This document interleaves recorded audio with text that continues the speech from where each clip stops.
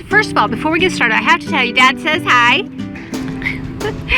My dad told me to tell you guys hi and thanks for watching our videos. And that was a couple weeks ago and I felt guilty because I keep forgetting. Hi, I'm Shalane, this is Dean, and we are Grassroots Living. And this is how we live our love.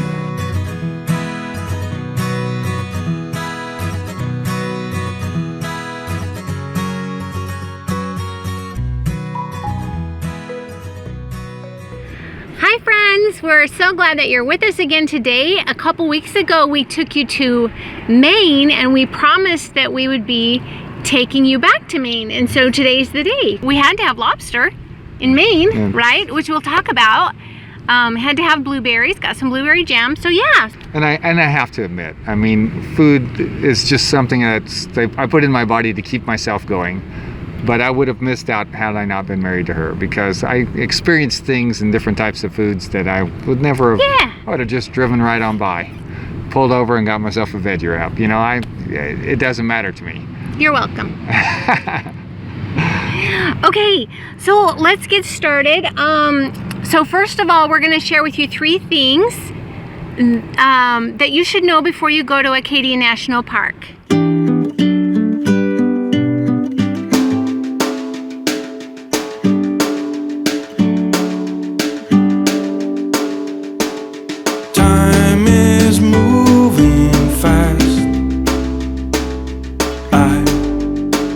Moving slow,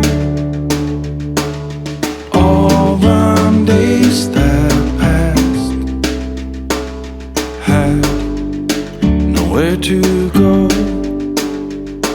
I watched them slip away as far as I can see. I let them roll astray. It did not bother me. The sun is shining through, bathing you in light, so why should I complain? If there should ever be a storm or a pouring rain, we'll look out through the window pane where the sun will shine again.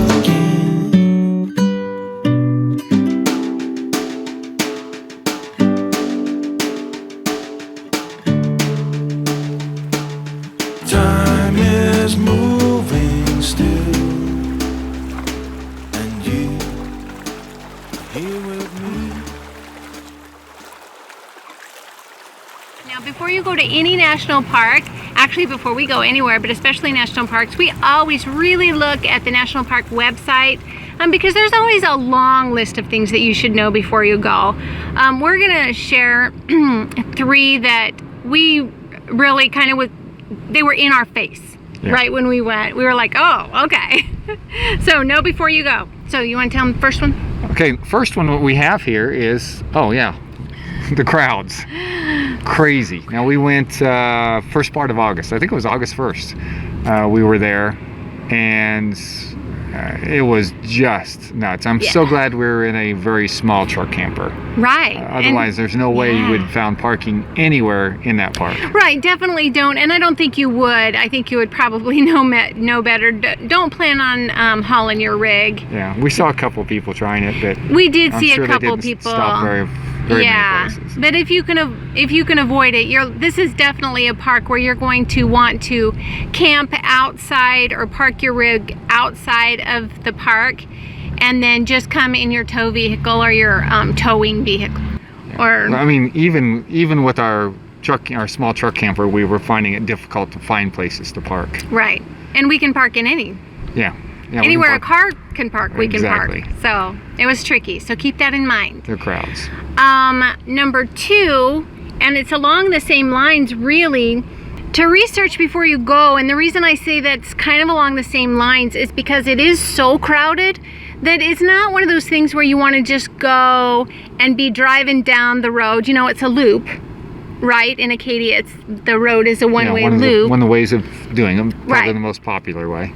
So you don't want to be driving down the road wondering what you're going to do while you're there. Especially if you're looking to hike, you're going to want to know exactly what hike or hikes you're going to want to do so that you can go directly to those locations. Yeah, like I said, you just don't want to be trying to look at a map. Right, or figure these things out as you're going. Would have been so cool. I remember we would have had to grab hold of some chains and pull ourselves up. She wasn't a big fan. We didn't go. No. No, and I'm not gonna do Angel's Landing in Zion National Park.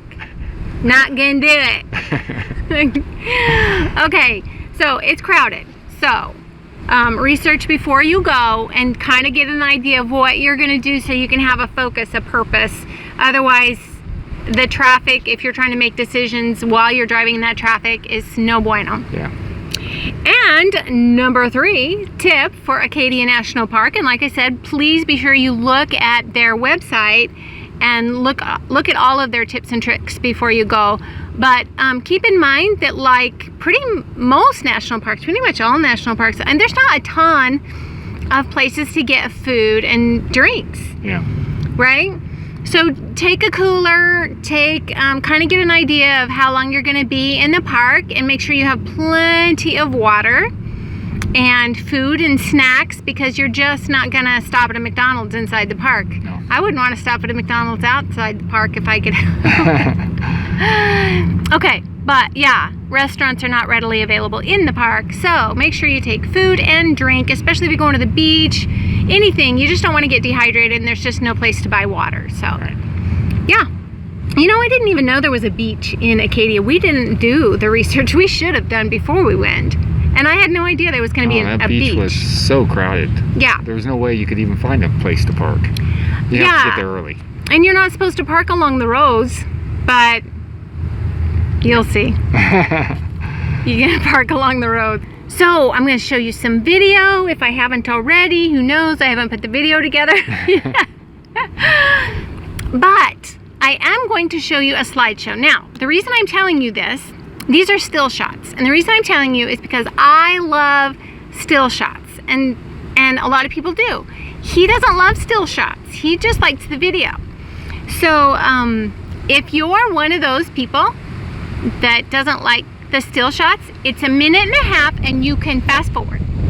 If you do like the still shots and want to watch a pretty little slideshow, it's in 1.5 minutes. Here we go. Now.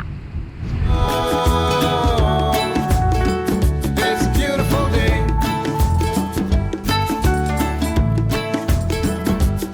Isn't it all? So come on, let's play.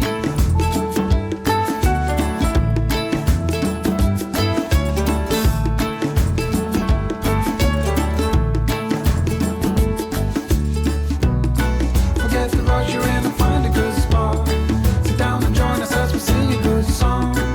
Keep back, relax, and just follow along. Oh, we got plenty of time. Taking it easy won't cost you a dime. Throw another log onto the fire. Because it's a beautiful day. And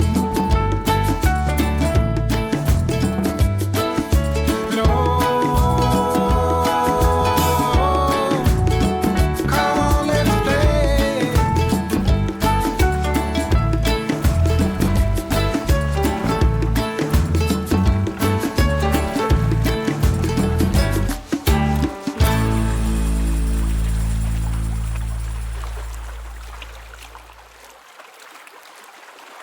Okay, welcome back. We hope you enjoyed that. Next, we're going to talk about Red's Eats, which I found by looking on Diners, Drive-Ins, and Dives. I always like to look there and see what Guy Fieri, is that how you say his name?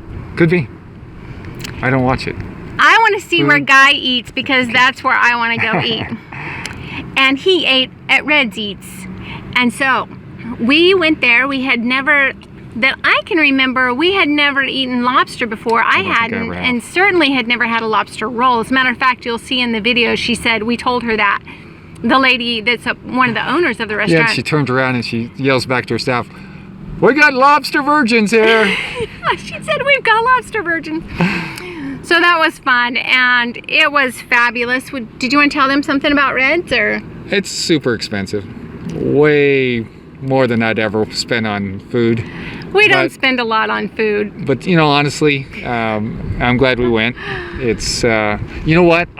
Honestly, I would go back there just for their onion rings. I know that sounds strange because it's all about lobster there, but their onion rings, I think they said they do 200 pounds of onions per day in onion rings.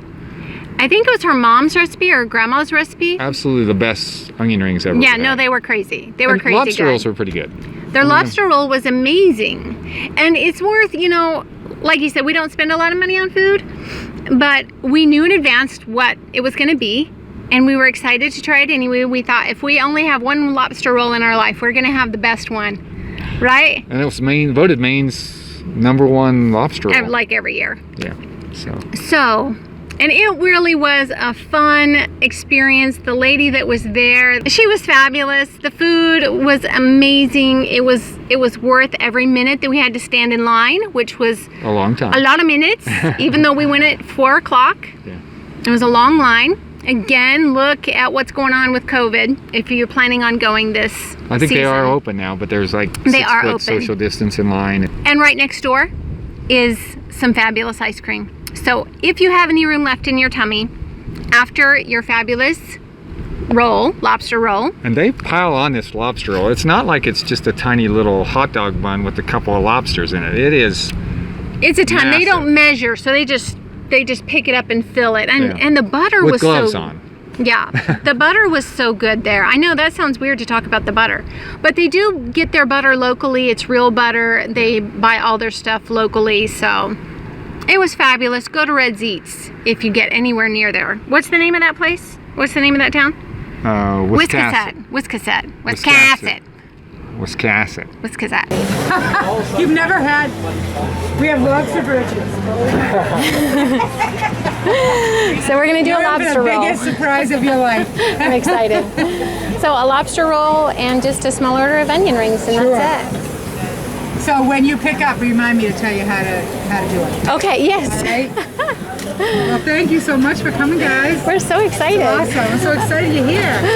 It's going to be 38 feet. I am going to show you right now. So, what I do is grab a fork and take all these beautiful pieces on top and dip it in the butter. Okay. And then when it gets down a little bit, take the mayonnaise I'll give you, put it on the inside of the roll, and then take the whole thing and dip it in the butter. It is absolutely fantastic that way. Yay. And would you guys like some ketchup for onion rings? This is Ranch. my grandmother's homemade batter recipe. They're delicious. Absolutely delicious. Alrighty, folks. Thank you. God bless. Thank you. Enjoy everything. And all the day, it's all that matters, oh, I pray, just to feel good at the end of the day. At the end of the day, you gotta feel good at the end of the day. It's all that matters, oh, I pray, just to feel good at the end of the day.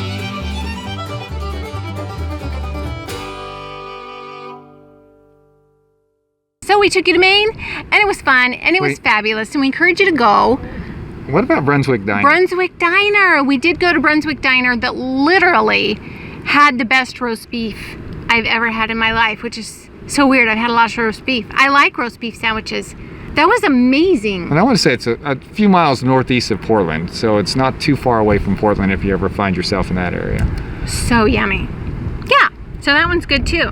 Next week, I think we'll be taking you to Wisconsin Maybe. or Minnesota. You don't know where we're going to take you. We don't know where we're We gonna don't know where we're going to take you. But come along for the ride. Like, subscribe, share. We good?